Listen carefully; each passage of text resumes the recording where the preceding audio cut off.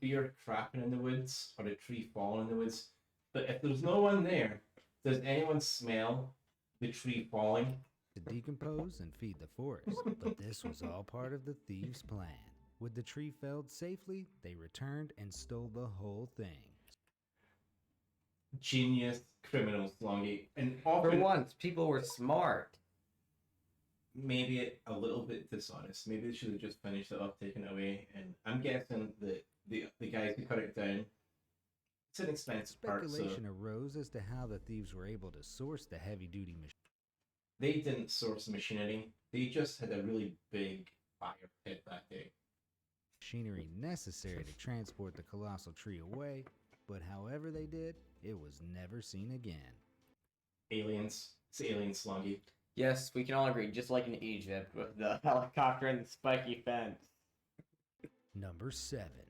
I won't take offense to that last statement. Enlightened by thieves. For I have a challenge for all. You Mr. do Beast, not take this challenge. wait, Mr. Beast became a prehistoric beaver. Look at his teeth. Slongi.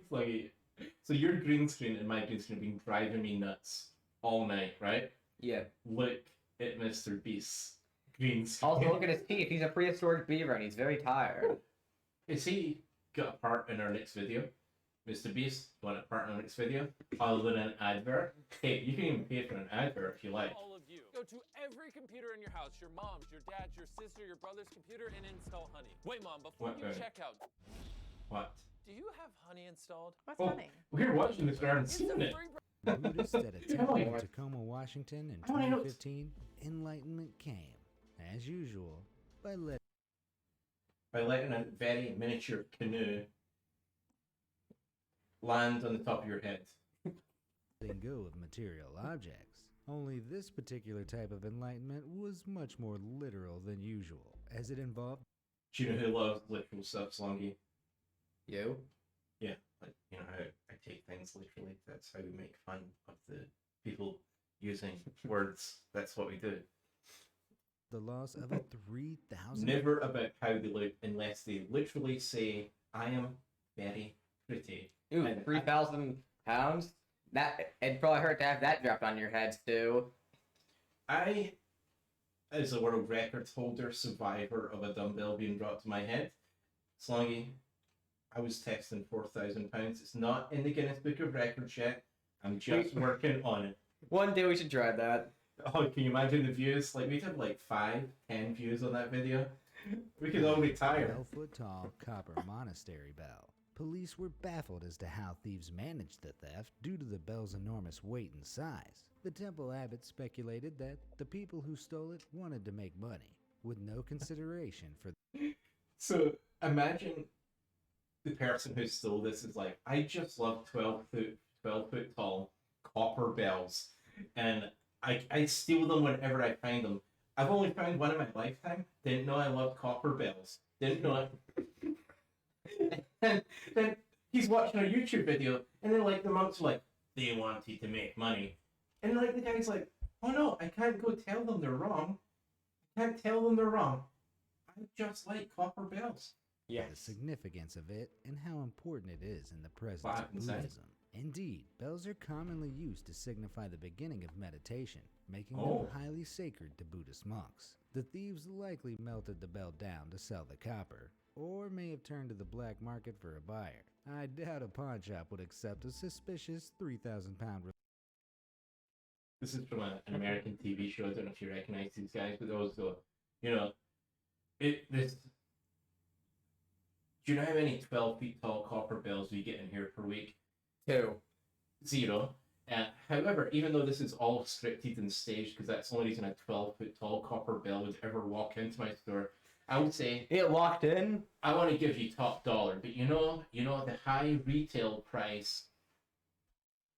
You're not gonna get it. I'm not gonna get it, and I can do $1,000 for that. And the guy will go, someone offered me 10,000, and the other guy will go, hey you, okay, top dollar. This is the furthest I'll go, 2,000. And then the person walks away, and the next person that comes in, they have the same 10,000, 2,000, and the person gets to them like, yeah, I'll take it. And that's how they have like 15, 12-foot copper bells in this. Is the music stopped playing at Slongi? religious bell. But while sometimes a ago. bargain's a bargain. After all, you never know what is gonna come through that door. Number You won't believe. Number 6. Is it our bank account? I hope so. It looks like it's cavernous, like not filled up. Maybe it's just a really big cavern with a really big amount of money in it. Yeah, our money is on. Our money. This is the left side. Our money's on the right side. We put our darkness on the left. You know how it works, right? No? Because darkness is totally not the absence of light. 6, brick by brick blasphemy. I swear, Slongi, this is why we don't do statistics on our channel. I mean, math. Why do we don't do? They're gonna steal a church. We don't make fun of people stealing churches.